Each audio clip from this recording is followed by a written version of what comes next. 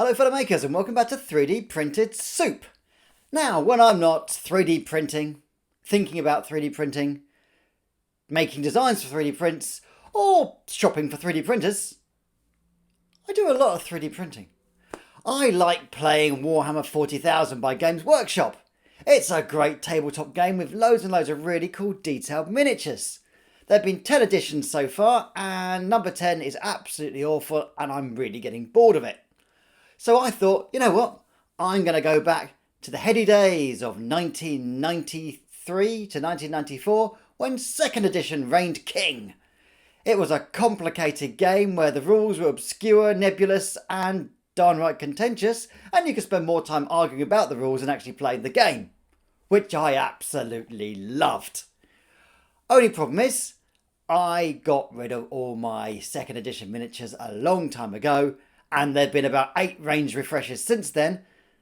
I play Necrons, so Necrons have gone from being fairly chunky metal miniatures to very tall, thin, spindly plastic ones.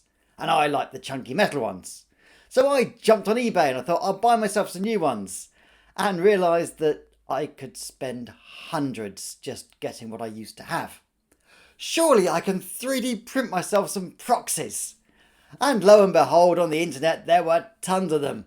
And over the next few videos, we're going to go on my journey of locating actual files for these things, repairing the ones which are absolute trash and making them look okay, printing, painting and putting them on the table.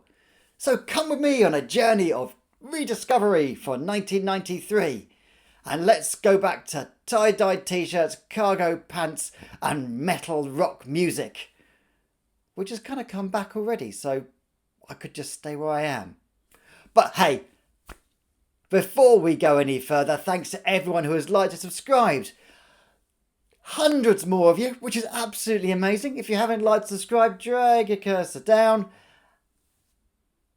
Welcome to the 2nd edition Warhammer Army of 3D Printed Soup. Always shoot a Land Raider in the back. Now, let's go on and 3D print these wonderful, wonderful files. Links in the description below. Let's get to this. The first file I'm going to use is a proxy for the Warriors for 2nd edition. It's by a company called War Scenery and they give one away free, which is lovely. I'm going to buy the whole pack, but it's nice to get a free one to test. This is absolutely great and it comes pre-supported, so you don't have to mess around with anything. You just pop them straight on your print bed like this and print them off. And yeah, I'm going to do 4 or 5 here just to test them out first, then I'm going to move on.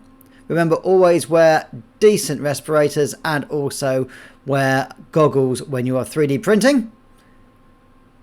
And gloves, of course. These guys printed perfectly and pop straight off. So yeah, if you do use War Scenery's Chaos Androids, make sure you give them a thank you because yeah, these are absolutely great.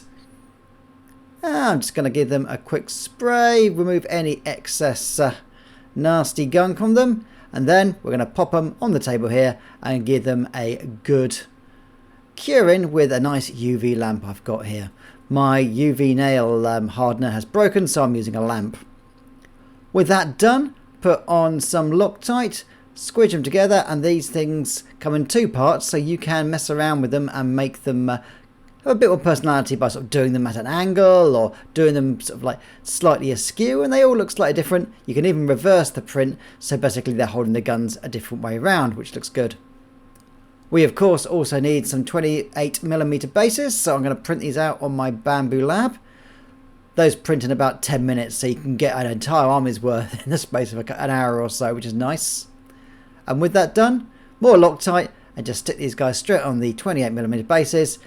And that is my Necrons, or at least my Necron Raiders, all sorted out. Raiders are the old name for warriors.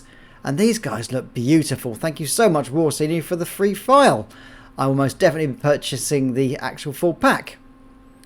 With that done, I can coat them with a Baden Black as an undercoat. You could use spray, but seeing that we are doing this old school, I'm going to do the way I used to. And I'm going to brush paint everything. Yeah, these things are turning out beautifully. Just getting all the nooks and crannies to make sure they are done.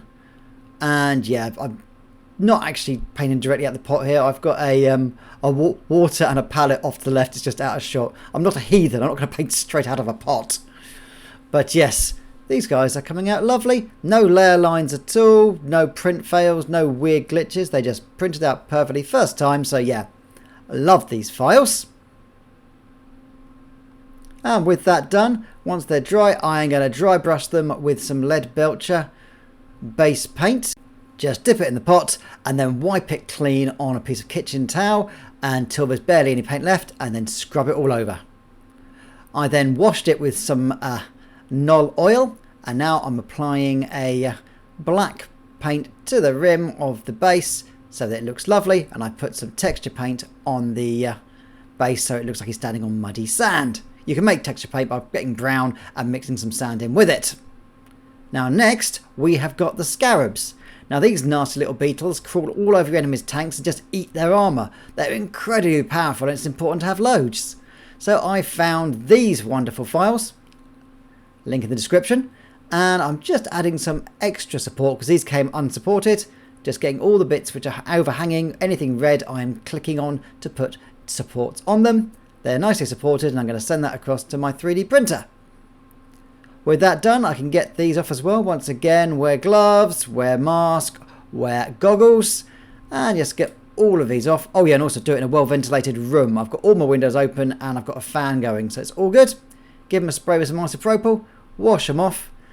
Once that's done, we can dry them off as well and get rid of any excess resin. And once that is done, we'll put those out and cure them.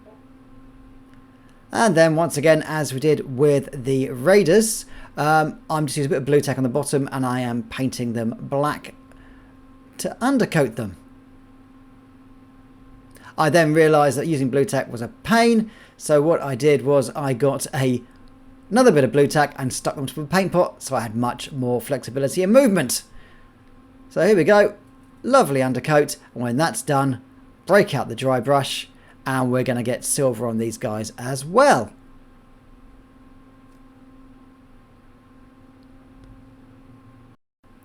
And with that done, we have got some lovely replacement Necron Raiders and Necron Scarabs.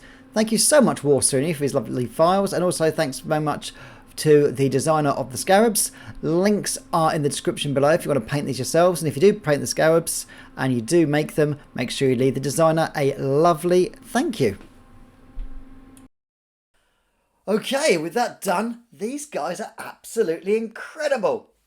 I love the warriors. I mean, they're called Chaos Androids on the farm, and the guy who made them has done a fantastic job recreating the chunky, hunched metal look of them, but not actually fully replicating them, which I like because I like a bit of diversity.